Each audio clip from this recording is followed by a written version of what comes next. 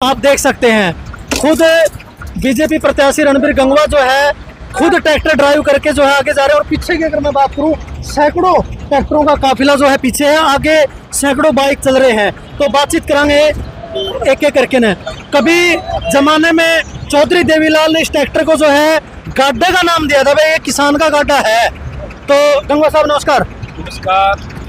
तो किसान का गाड्डा कहा गया इसको चौधरी देवीलाल के द्वारा। तो किसानों को लेकर के आपके मैनिफेस्टो में जो संकल्प पत्र जारी हुआ है बीजेपी का, उसमें क्या क्या चीजें रखी गई हैं, खास तौर पर किसानों की मैं बात करूं?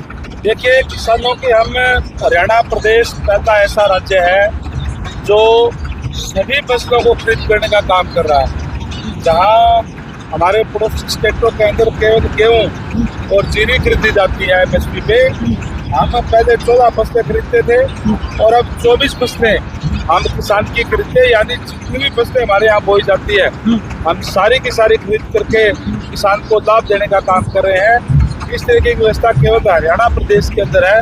और किसानों के लिए और भी बहुत सी योजनाएं हैं, चाहे वो टपका सिंचाई की बात हो, चाहे नहरों की रिमॉडलिंग करने की बात हो, गाड़ों को पक्के करने की बात हो, खेत कल्याण के तहत हमारे जो रास्ते किसानों के लिए पक्के करने की बात हो, तमाम चीज़ें हमारी जो है इससे हम को आज हमारा जो किसान है यहाँ का वो सबसे ज़्यादा हम लाभ उसको देने का काम कर रहे हैं। आज दीपेंद्र हुड्डा की बरवाड़ा हल्के के गांव सरसोत में एक जनसभा हुई, उसमें उन्होंने कहा कि ये तो जो बीजेपी सरकार है इसमें संविधान को भी खतरा है। पीछे नारा दिया था अगर 400 सीट हमारी आएगी लोकसभा में तो हम संविधान को बदलेंगे। उसके ऊपर रणबीर गंगवा जी आपकी टिप्पणी? देखिए, मुझे हैरानी इस बात की है, जिन लोगों की जब सरकार थी और उन्होंने संविधान की धज्जियां उड़ाने की बात करी, वो आज संविधान की तोड़ने की बात कर रहे हैं।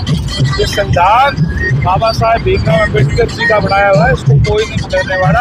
और भारतीय जनता पार्टी को संविधान की रक्षा करने वाली है। इन लोगों ने किस तरीके से 1975 के अंदर इमरजेंसी लगा करके इतने जुल्म और जातियां करने का काम किया, जितने शायद अंग्रेजों ने भी अपने समय में यहाँ नहीं किए थे। आज वो लोग आज संविधान की बात कर रहे हैं।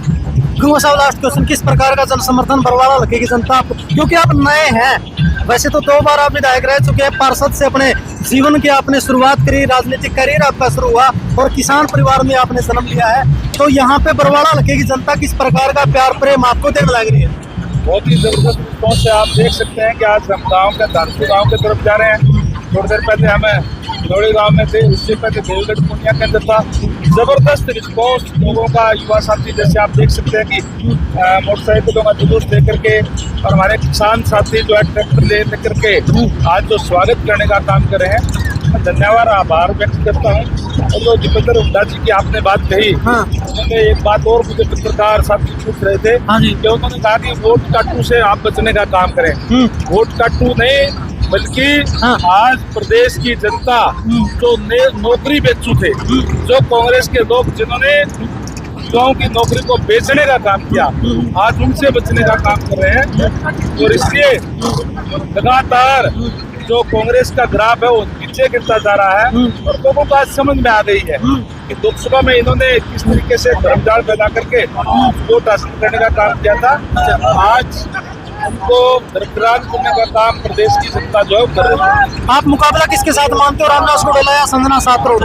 मुझे लगता नहीं कि अब कांग्रेस पार्टी के कैंडिडेट का कोई मुकाबला बचा है, वो तो बहुत पीछे चला गया है। दूसरे नंबर पे भी जो है वो शायद इनको बसपा के कैंडिडेट जो हो सकती है, और तीसरे और चौथे में कांग्रेस का और आम आदमी पार्टी का मुकाबला रहेगा। बहुत बहुत धन्यवाद।